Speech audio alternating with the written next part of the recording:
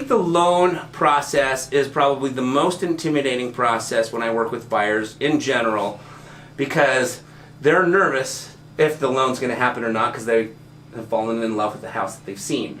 And there's a lot of steps that go through real estate transactions, from a realtor point of view, from the home inspection to the appraisal to, shopping to submitting the offer, due diligence.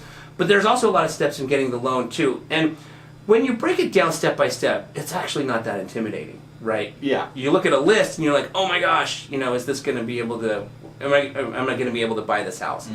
And what I like to do is just help the listeners understand it's not intimidating. It's just a step-by-step process, like anything that we've ever learned. Tying our shoe step by step, right? First you cross the laces, then you pull them, and that's step one, right? So let's go over the process of getting a loan. So let's just say I've got a client, shoot them over to you and say, hey, Joel, got a client who's interested in buying a house. He would love to live in this part of town and is hoping to, have this size house. Would you mind qualifying them? And we make the introduction, they reach out to you. What's the very first thing that you do with these people? It's a very probing conversation. I really want to hear their story. Okay.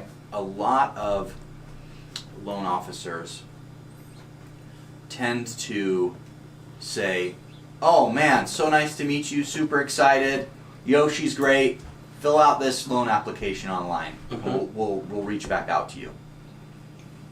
But you're doing the client a disservice by doing that. And the reason is that you don't get to hear their story.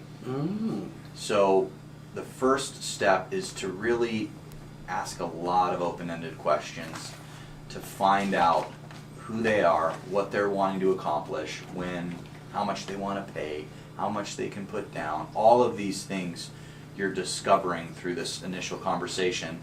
And that way you can meet their needs, of course, and their wants. Got it. So through that initial phone call, usually we'll take the loan application on the phone. Got it. Yeah. And that is, in a lot of ways, the first step. Okay.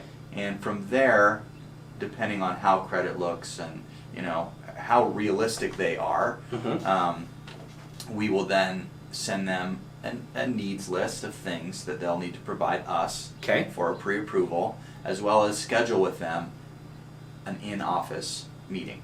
Okay. There's so much that can be gained from meeting somebody face-to-face. Got it. And we're in a society right now that's very disconnected. Yes. And when you're dealing with a situation that involves money and shelter, it's super emotional, and it's really great to meet the individual families or person that wants to buy, so that they can see the whites of your eyes and know you're a caring person with a family of your own. Exactly. And usually we don't have them come into the office until they have sent us their income documentation, their W-2s or their tax returns, and we want them to come in so that we're as prepared for them as possible. So we usually like to get this set of documents up front. Got it. And sort of vet them before we meet them, and make sure that we're prepared